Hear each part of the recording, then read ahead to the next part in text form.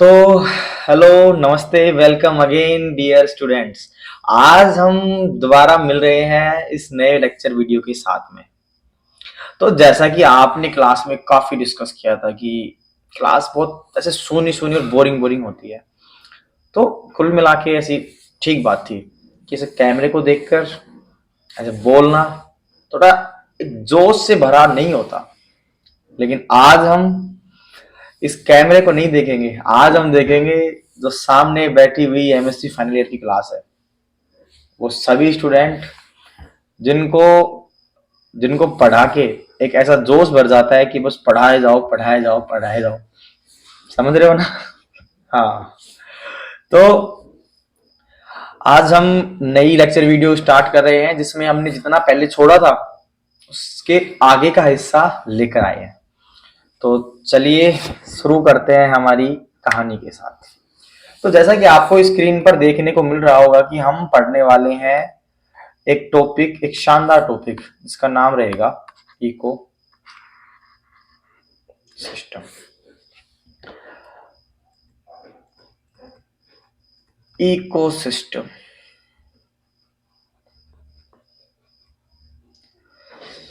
वास्तव में जो ये इकोसिस्टम शब्द है ना, ये इकोसिस्टम शब्द सुन के एक बहुत फैसिनेटिंग सा ख्याल आता है, एक बहुत शानदार सी कहानी दिमाग में चलती है।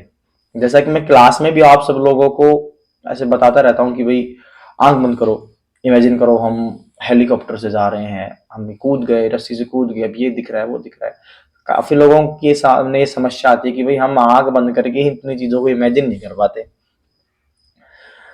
तो वैसे तो ये समस्या नहीं आनी चाहिए, आपकी इमेजिनेशन पावर में अभी तो इतना दम हो जाना चाहिए था कि छोटी मोटी चीजों को अच्छे से विजुलाइज कर पाए, ये समझ पाए कि जो हम सोच रहे हैं वो दिमाग के अंदर एक मूवी के रूप में चल रहा हो। लेकिन हम इकोसिस्टम की बात करेंगे और एक ऐसी ही छोटी सी एक विजुअलाइजेशन हमारे दिमाग में चलाने का प्रयास करेंगे। तो क्या आप रेडी हो? तो उम्मीद करता हूं कि रेडी होंगे, बस एक प्रयास करेंगे कि बहुत ज्यादा आपकी बार आंख बंद भी नहीं कराऊं, आंख खुली रखो और खुली रखते हुए सोचो कि आप एक नदी किनारे बैठे हो। जब आप उस किनारे पे बैठे हो तो आपके पैर उस नदी के पानी के अंदर है, पीछे काफी पेड़ है, घने पेड़ है, नीचे मैदान है जिसमें घास हो रही होगी, आपका पैर पानी में कभी बाहर निकलता है अंदर आता है, हाथों से कभी पानी को आप सहला रहे होंगे, हवाएं चल रही हैं, आपके गालों पे चलती हुई हवाओं की दिशा महसूस हो रही होगी, किस दिशा से हवा आ रही है, किस दिशा की ओर जा रही है, और वो ठंडी ठंडी हवाएं आपको एक अच्छा आनंदमयी एक अनुभव प्रदान कर रही होगी। साथ में अब पेड़ पर जो पक्षी बैठे हैं उनकी चहचहाट की आवाज, चिक चिक चिक चिक, कोयल की कू कू की आवाज आपके कानों में आ रही है। अब बैठे हैं सामने नदी के अंदर, मछलियां तैर रही है, पानी इतना साफ है कि मछली आपको तैरती हुई दिख रही है। पीछे आप बैठे हैं, पीछे एक हिरन है, वो चल रहा है आराम से, बड़ी बड़ी घासें हैं। आपने अचानक से देखा कि चरते हुए, घास को चरते हुए हिरन के पीछे चुपचाप एक घात लगा के शेर बैठा है और शेर से निगाहें गड़ा के बैठा कि कब ये मौका मिले और हम कब मैं इसको लपक के खा जाऊं। तो एक ऐसा एक जंगल तंत्र होता है, एक ऐसा एक फॉरेस्ट होता है जिसकी हम कल्पना भी करते हैं। तो क्या जंगल उन पेड़ पौधों, उन जीव जंतुओं का ही मिलके बना है? क्या इसके अलावा कुछ नहीं है जंगल के अंदर? जब हम इसको एक इकोलॉजिस्ट के तौर पे बैठ के ऑब्जर्व करते हैं ना, तो हमें पता लगेगा कि जंगल वास्तव में केवल इन जीव जंतुओं से नहीं बना, जंगल बना है जीव जंतुओं और इन मिट्टी से, जंगल बना है पानी से, जंगल बना है हवा से, जंगल बना है इस धूप से, जंगल बना है इस टेम्परेचर से, इस तापमान से, इस ठंडक से, इस गर्मी से। तो इन सब चीजों के कॉम्बिनेशन से एक सिस्टम बनता है। एक तंत्र बनता है, एक प्रणाली बनती है, एक कल्चर बनता है, वो क्या कहलाता है? इकोसिस्टम। इकोसिस्टम एक बहुत सिस्टमेटिक ढंग से नेचर के द्वारा डिजाइन की हुई चीज है। वास्तव में अगर हम इसको थोड़ा सा टेक्नोलॉजी और टर्मिनोलॉजी के आधार पे पढ़ें तो इकोसिस्टम बना है इकोलॉजी से, मिलता जुलता है। कभी कभी हम परिभाषा देते हैं कोई लोग इकोलॉजी की परिभाषा देते देते इकोसिस्टम की परिभाषा दे देते हैं, ऐसे कंफ्यूज कर देते हैं। तो आज हम सीखेंगे कि इकोलॉजी और इकोसिस्टम में क्या संबंध है। तो देखो, हमने इकोलॉजी जब स्टार्ट करी तो हमने आराम से बात करी थी कि इकोलॉजी बना है इकोस और लोगोस के एक कॉम्बिनेशन से। इकोस का मतलब हमने बताया था होम, और लोगोस का मतलब बताया था सॉरी मतलब घर के बारे में पढ़ना क्या कहलाता है? इकोलॉजी। ठीक है। और घर क्या होगा? घर घर में होगा बायोटिक यानी जीव जंतु, एबायोटिक मतलब निर्जीव चीजें, इनका एक पारस्परिक संबंध या अंतर क्रिया। जैसे आपके घर के बारे में सोचें तो आपके घर के अंदर आप रहते हो और आप आपके घर में मौजूद एबायोटिक चीजों के साथ अंतर क्रिया करते हो। जैसे खाना खाते होंगे, रसोई में जाते होंगे, गैस से चूल्हा जलाते होंगे, ये भी एक अंतर क्रिया है। चूल्हा जलाने के बाद उसके अंदर खाना पकाते होंगे, ये भी एक अंतर क्रिया है, ये भी एक इंटरेक्शन है। उस खाने को खाते होंगे, खाने को खाते हैं, पंखा चला के हवा लेते होंगे, लेते हैं ना। मतलब ये अंतर क्रियाएं हो रही है घर के अंदर मौजूद सभी निर्जीव चीजों से, और किसके साथ में? एक सजीव के साथ में। तो ये अंतर क्रिया जब होती है, उस अंतर क्रिया को अगर कोई पढ़े तो वो इकोलॉजी के अंदर पढ़ेगा। ध्यान देना, पढ़ना, एक पढ़ना विषय अपने आप में एक जटिलता के साथ सामने खड़ा हो जाता है। कैसे कि जब हम उसको पढ़ते हैं तब हम पता लगेगा कि घर के अंदर एक सिस्टम डेवलप होता है, उसको ही क्या बोलते हैं? इकोसिस्टम। मतलब इकोलॉजी के अंदर जिस सिस्टम का हम अध्ययन करते हैं उसको क्या बोलते हैं? इकोसिस्टम। तो जब साइंटिस्टों ने इकोलॉजी पढ़ना स्टार्ट किया होगा तब उन्होंने इकोसिस्टम के बारे में जाना होगा कि भाई वो नदी के किनारे जो इकोलॉजिस्ट बैठा है, अपने आप को इकोलॉजिस्ट फील करो कि नदी किनारे आप इकोलॉजिस्ट बन के बैठे हो। आपने ऑब्जर्व करना स्टार्ट किया, वहां पे बैठे बैठे आपको देखने को मिला होगा कि यार ये जो पेड़ है, इस पेड़ के ऊपर तो ये हिरण भी निर्भर करता है। इस हिरण के ऊपर वो शेर जो पीछे बैठ के इसके लिए घात लगा के बैठा है, वो भी इसके ऊपर निर्भर कर रहा है। सही बात है। तो पेड़ पेड़ पे निर्भरता हिरण की निर्भरता शेर की, और अगर पेड़ नहीं हो तो हिरण भी नहीं हो, हिरण नहीं हो तो शेर भी नहीं हो।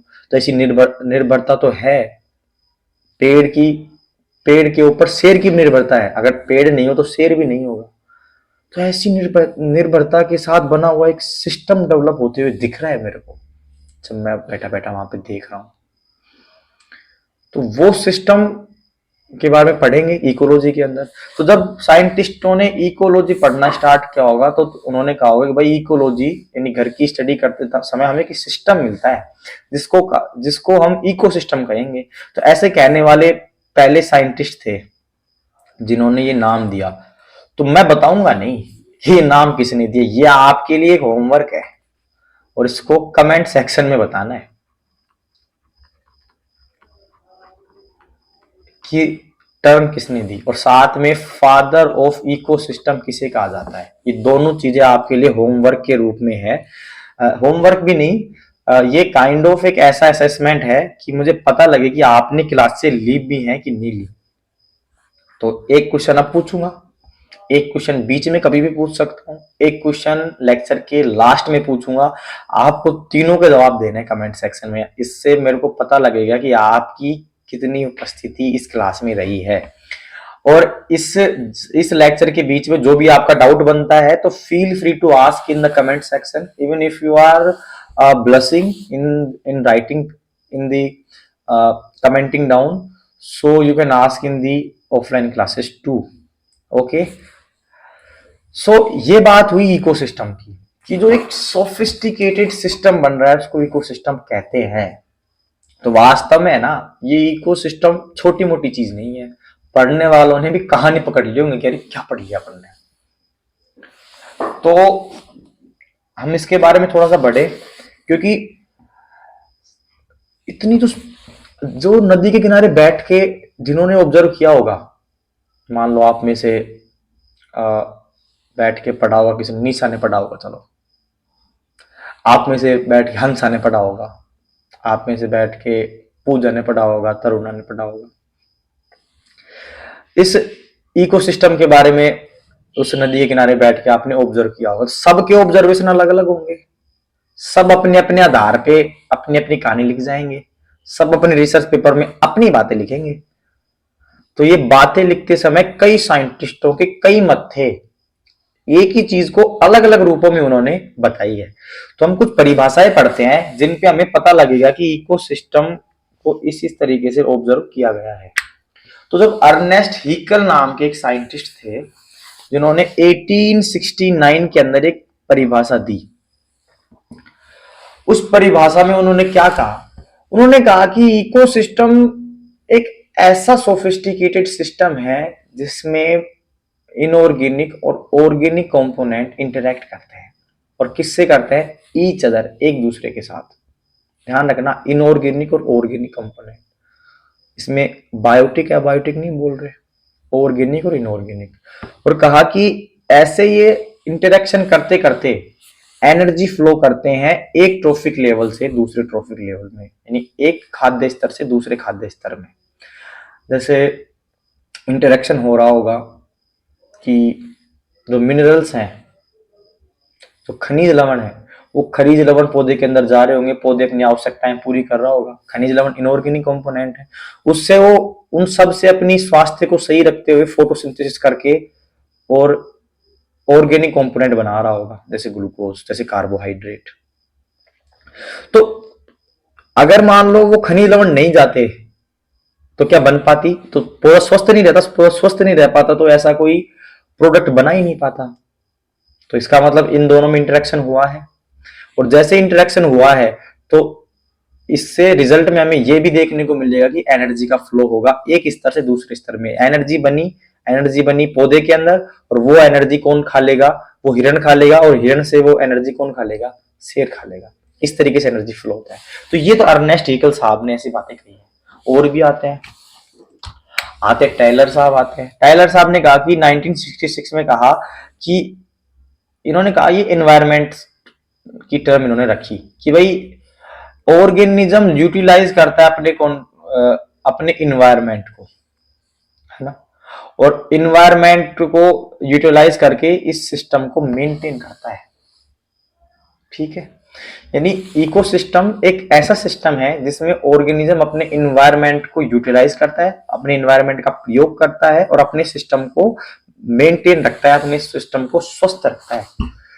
जैसे एक पेड़ का एनवायरनमेंट होगा, हवा, पानी, पानी के साथ में खनिज लवण, उसके साथ में धूप, उसके साथ में CO2, ये सब उसका एनवायरनमेंट होगा। उस एनवायरनमेंट को वो यूटिलाइज कर रहा है, यूटिलाइज करके खुद को स्वस्थ रख रहा है। खुद को स्वस्थ रखेगा तो सिस्टम भी स्वस्थ बना रहेगा। इस तरीके से एक परिभाषा ये दिखाई गई वुडवर्ग जैसे नाम वुड है तो इसने प्लांट को भी शामिल कर दिया कि भाई प्लांट और एनिमल इंटरेक्ट करेंगे, और इंटरेक्ट करके क्या बनाएंगे? एक फंक्शनल यूनिट। देखो इसको ध्यान रखना है, इसके बारे में आगे बात करेंगे।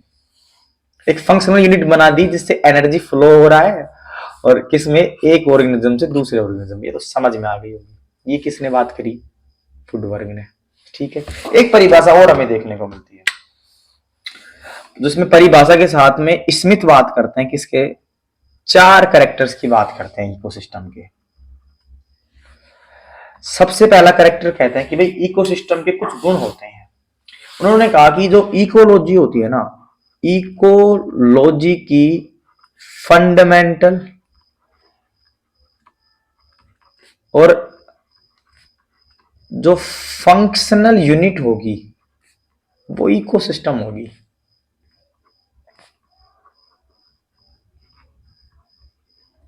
ठीक है, उन्होंने कहा कि इकोलॉजी की फंडामेंटल एंड फंक्शनल यूनिट क्या कहलाती है? इकोसिस्टम।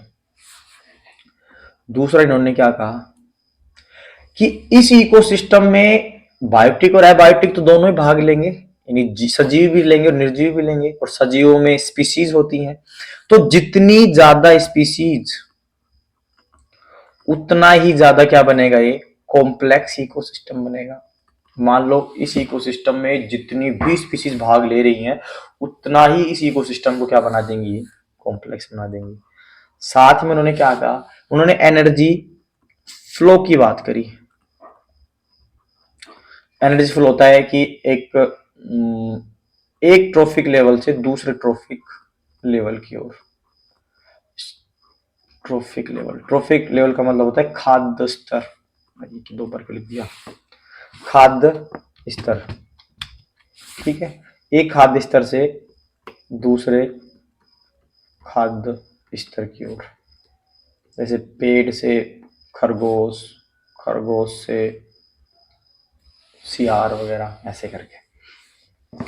एक और कहा उन्होंने कि अगर एक सामान्य सा इकोसिस्टम है उसके अंदर स्पीशीज की संख्या बढ़ सकती है, ऐसी संभावनाएं हैं। मान लो एक कोई जोड़ा है, मान लो जोड़े में कोई इकोसिस्टम चल रहा है, छोटे मोटे पौधे हैं, छोटे मोटे जीव है, लेकिन इन फ्यूचर वो डेवलप होके बड़ा भी बन सकता है, बड़े पेड़ हो जाएं, बड़े जीव आ जाए उसमें। तो छोटे सामान्य इकोसिस्टम में अंदर विकास हो रहा है, डेवलप हो रहा है। तो डेवलप हमेशा सिंपल से कॉम्प्लेक्स की ओर ही होगा, यूनिडायरेक्शनल। इस तरीके से कुछ कैरेक्टर्स बताए स्मिथ साहब ने। इन्होंने कहा कि फंडामेंटल एंड फंक्शनल यूनिट होती है, मतलब इकोसिस्टम होती है इकोलॉजी की। इकोलॉजी पढ़ेंगे तो हम पढ़ेंगे इकोसिस्टम के बारे में, सबसे इकोसिस्टम को जान जाएंगे तो ब्रॉड एरिया इकोलॉजी आराम से कवर हो जाएगा, ऐसा इनका कहना था। ये कह रहे थे कि ज्यादा स्पीसीज बढ़ेंगी तो ज्यादा कॉम्प्लेक्सिटी आएगी इकोसिस्टम में, एनर्जी फ्लो होगा एक ट्रॉफिक लेवल से दूसरे ट्रॉफिक लेवल में, और सिंपल से कॉम्प्लेक्स की तरफ डेवलपमेंट होता है इकोसिस्टम का। Is that clear? तो इस तरीके से कुछ स्मिथ ने कैरेक्टरिस्टिक बताए थे। अब हम बात करते हैं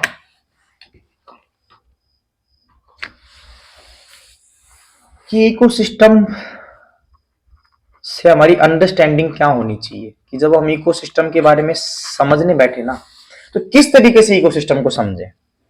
तो हम सामान्यतः ऐसे ऐसे लेके चलते हैं कि भाई एक इंडिविजुअल होगा,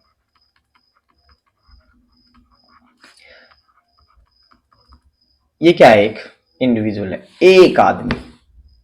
ये लड़का भी हो सकता है और लड़की भी हो सकती है। तो ये एक और क्वेश्चन है आपका, मैंने कहा था दो पूछूंगा, ये एक और है। तो एक में, इस एक और में आपसे ये पूछा जा रहा है कि ये अपनी क्लास में कौन है। सबके लिए अलग अलग हो सकता है ये, है ना। तो टीचर्स को छोड़ के स्टूडेंट में, आप पूरी बात सुनिए, टीचर्स को छोड़ के स्टूडेंट में ये कौन इंडिविजुअल है, इसका नाम किसमें लिखना है, कमेंट बॉक्स में। ठीक है जी। अब ये एक जना है या एक जनी है, इसको क्या बोलेंगे, इंडिविजुअल, अपने स्थान पे इंडिविजुअल है। मान लो इसी के समान दिखने वाले, इसी के समान गुणों को अपने अंदर धारण करने वाले लोगों का एक समूह बन जाए, बन गया। ये समूह क्या कहलाता है, स्पीसीज। मानते हो कि ऐसे बहुत सारे इंडिविजुअल मिलके स्पीसीज का के रूप में खुद को प्रदर्शित करते हैं। जैसे होमोसेपियंस, अपन सब हैं, अपन सब में मैं इंडिविजुअल हूं, लेकिन अगर सबकी बात करें तो अपन एक स्पीसीज है जिसको बोलते हैं सेपियंस। होमो स्पीसीज नहीं है, होमो जीनस का नाम है, लेकिन सेपियंस स्पीसीज है अपन सबकी। अगर जाति पूछे कोई अपनी तो सेपियंस बता देना, ओके। तो ये हमारी स्पीसीज हो गई। अब अगर मैं बात करूं कि अपने जैसे लोग एक पर्टिकुलर एरिया में रह रहे हैं, जैसे बानसूर के अंदर अपने जैसे दिखने वाले लोग रह रहे हैं, मान लो ये है, ये जो बाउंड्री बनाई है बानसूर की बना दी मैंने। तो मैंने इस स्पीसीज को एक एक ज्योग्राफिकल एरिया में कैद कर दिया, एक बाउंड्री दे दी। अब इस संरचना को बोलेंगे पॉपुलेशन, जो हमने थोड़ा डिटेल में पढ़ा था, पॉपुलेशन इकोलॉजी पढ़ते टाइम पे पढ़ा था। थोड़ा सा मैं इसको और जटिल कर देता हूं। जटिलता में मैं दिखाऊंगा कि मान लो इस बानसूर के एरिया में, यानी ये जो मैंने बाउंड्री बनाई है बानसूर की है। बानसूर एक टाउन का नाम है, एक सिटी का नाम है। सिटी तो नहीं है खैर, पर बन जाएगी, बानसूर बनेगी, सिटी कंफर्म बनेगी। तो बानसूर में केवल हम ही नहीं रह रहे, मैं कहता हूं कि ये इंसान के साथ साथ कुत्ते भी रह रहे हैं। कुत्ते कैसे बनाए यार, ये कुत्ता बन गया, चलो ये कुत्ता है, ये गोल बना दिया मैंने। तो ये जो चौकुटे बनाए गाय है, तिकोने बना दिए ये भैंस है। बहुत सारी स्पीसीज मतलब मैंने दर्शा दी, यहाँ पे दर्शा दी ना। और बानसूर के अंदर ही है। जब हम एक ऐसी स्ट्रक्चर देखते हैं जिसमें एक बाउंड्री के अंदर एक से ज्यादा स्पीसीज हमें देखने को मिलती है, उन सबको हम कलेक्टिवली रूप से एक शब्द के रूप में काम में लेते हैं, उसको बोलते हैं कम्युनिटी। एक समुदाय है, एक कम्युनिटी है एक से ज्यादा स्पीसीज की, जो एक पर्टिकुलर एरिया में रह रही है। ध्यान देना, मैंने यहाँ पे बॉर्डर बनाई है, यहाँ पे बॉर्डर नहीं थी लेकिन यहाँ पे है। ये एक एरिया के रूप में डिफाइन होते हैं। अब इस कम्युनिटी को हम इकोसिस्टम के साथ में रिलेट करने वाले हैं। कैसे करेंगे कि भाई मान लो ये जो कम्युनिटी है, इसको मैं, ये जो कम्युनिटी है, ये कम्युनिटी, ये जितने भी मैंने बनाए हैं, त्रिभुज बनाए हैं, चतुर्भुज बनाए हैं, इंसान बनाए हैं, कुत्ते बनाए हैं, ये सब तो बायोटिक फॉर्म्स हैं, सजीव हैं। लेकिन यहाँ पे और भी तो कम्युनिटी होगी, जैसे पेड़ भी तो हो सकते हैं, और पेड़ भी सजीव होते हैं।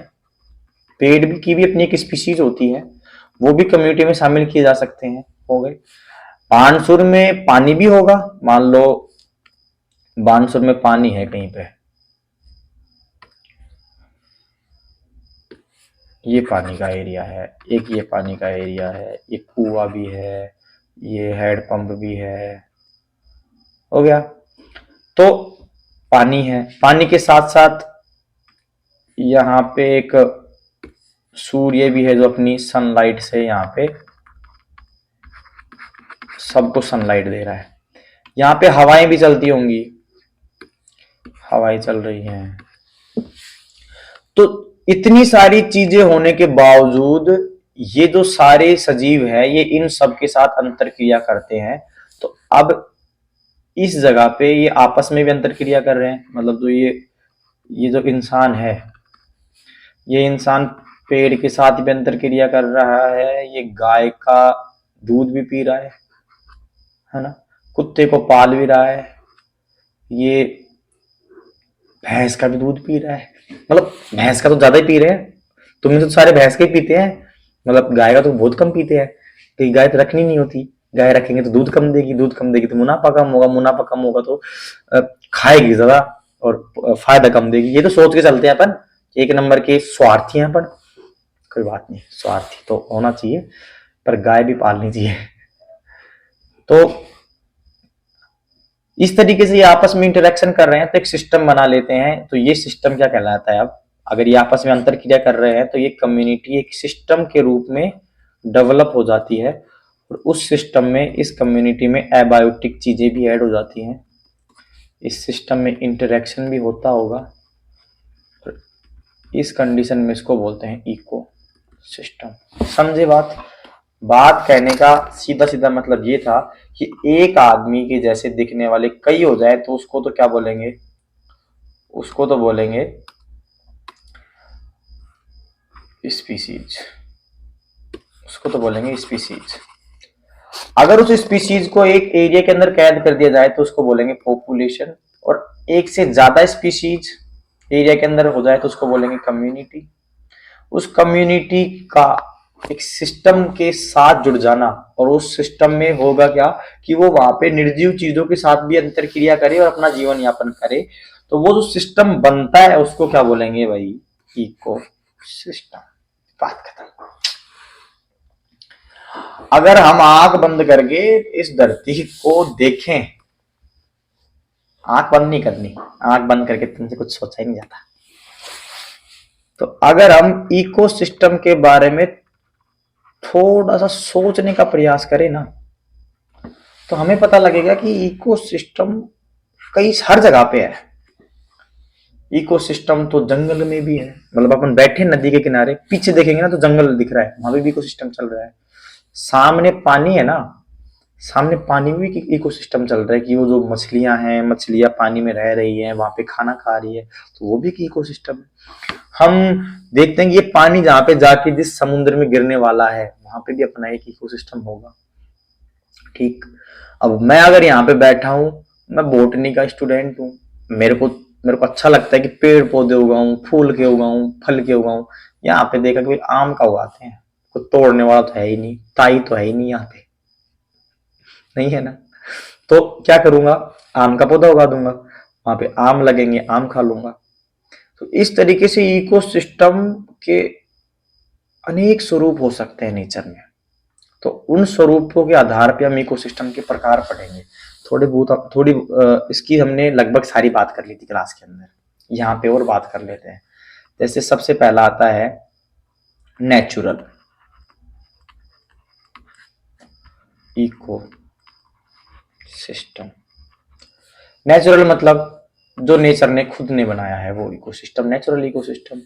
दूसरा आता है आर्टिफिशियल। अगर मैंने आम का पौधा उगा दिया ना, तो आर्टिफिशियल के अंदर आने लग गया। ठीक है, ऐसा मान के चलते हैं, ऐसी परिभाषाएं हम विज्ञान में देते हैं। और अगर इसके और भी हम आगे प्रकारों के बारे में पढ़ने की चेष्टा करें, तो नेचुरल इकोसिस्टम भी हमें अनेक स्वरूपों में देखने को मिल रहा है। कैसे, हमें एक तो पीछे की तरफ हमने देखा था नदी के किनारे बैठने के बाद कि पीछे क्या है, सतह पर है, जमीन पर है। टेरेस्ट्रियल इकोसिस्टम था, सतही जमीनी इकोसिस्टम है ना भाई।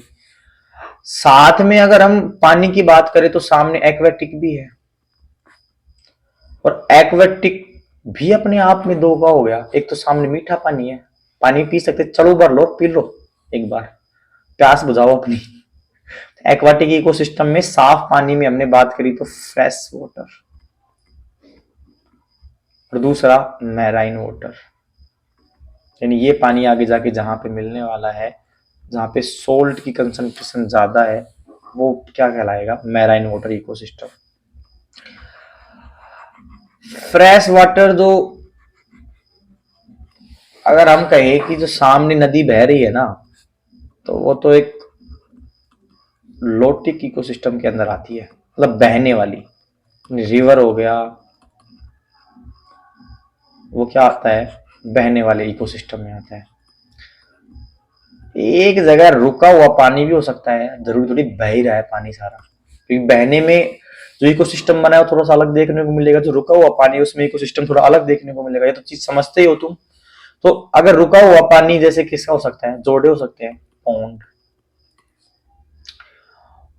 पौंड हो सकते हैं ना। और बताओ, बता। चलो, पौंड एटसेट्रा। मैराइन की बात करें तो जहां पे सोल्ट की कंसंट्रेशन क्या हो, ज्यादा हो, नमक ज्यादा हो, तो वो क्या होंगे, मैराइन वाटर के इकोसिस्टम। क्योंकि हमने आज ही डिस्कस किया था क्लास के अंदर, क्या डिस्कस किया था कि भाई ओस्मोसिस की बात करी थी। मान लो बाहर साल्ट ज्यादा है और शरीर के अंदर सोल्ट कम है, तो पानी अंदर से बाहर चला जाएगा सामान्य जीवों में, और क्या हो जाएगा, प्लाज्मोलाइसिस हो जाएगा, जीव मर जाएगा। सही बात है ना। इसलिए जो मैराइन वाटर में रहने वाले जीव है, वो तो अपने अंदर एक अलग एक फिजियोलॉजी रखेंगे, अपने अंदर एक अलग स्ट्रक्चर लेके बैठे होंगे वहां पे। तो इस स्थिति में वहां पे एक अलग इकोसिस्टम देखने को मिलेगा, किसकी अपेक्षा में, इस फ्रेश वाटर इकोसिस्टम की अपेक्षा में। सही बात है ना। तो ये भी दोनों अलग अलग होते हैं। तो इसमें जैसे हो जाएगा, एक डीप सी हो सकते हैं, गहरे गहरे समुद्र। ठीक है, टेरेस्ट्रियल में जैसे फॉरेस्ट हो सकता है, सबसे सिंपल एग्जांपल, एक एक लिख देता हूं, है ना। आर्टिफिशियल में हो सकता है जैसे एक्वेरियम में फिश टैंक बोलते हैं, जैसे जहां पे हमने एक आर्टिफिशियल इकोसिस्टम बनाया है, गार्डन भी हो सकता है, गार्डन हमने बनाया पूरा, या फिर वो मैंगो हो सकता है जिसका पेड़ हमने लगाया था अपने खाने के लिए। आम तो अच्छे लगते होंगे सबको, ठीक है। ये हमारे इन टाइप्स ऑफ इकोसिस्टम की बात हो गई। अब आज के लेक्चर को इतना ही रखते हैं। इनके नोट्स मैं ग्रुप पे शेयर कर दूंगा, you should write down on your notebook, उसके साथ में ये लेक्चर ले लेना। आई होप, मैं इसको देखो आगे बढ़ा नहीं रहा, मतलब ये नोट्स के हिसाब से इनफ है आपके एक दिन के लिए।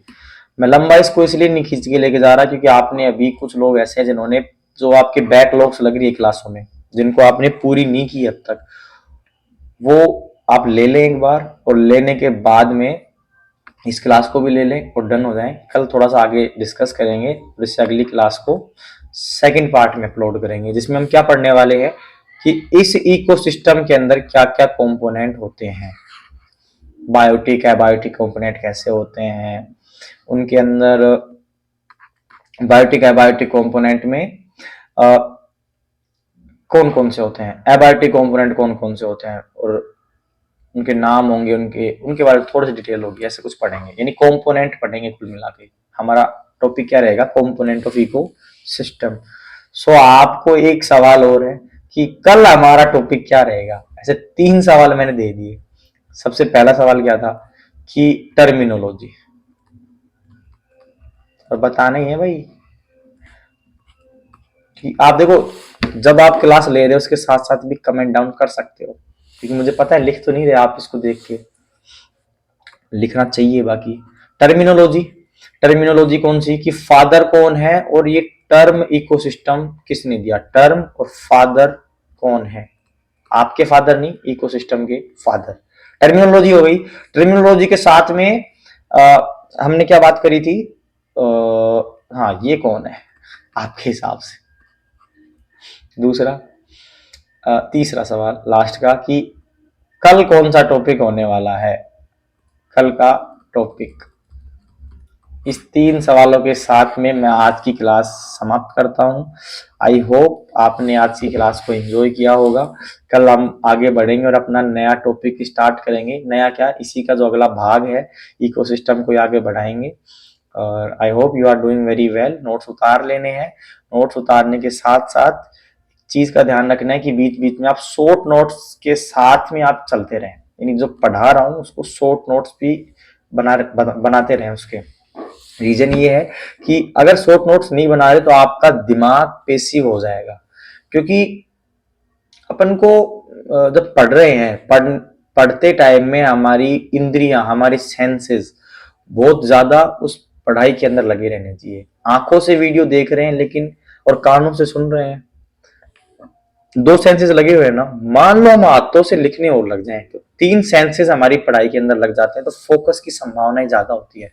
दो सेंस यानी आंख और कान के फोकस होने से कई बार गड़बड़ हो जाती है। आंख देख रही है लेकिन दिमाग और कहीं चला जाता है, इस वजह से हमारे इश्यू आते हैं, पढ़ाई नहीं हो पाती। इसलिए शॉर्ट नोट्स बनाएं। मिलते हैं अगली क्लास में। थैंक यू वेरी मच बने रहने के लिए।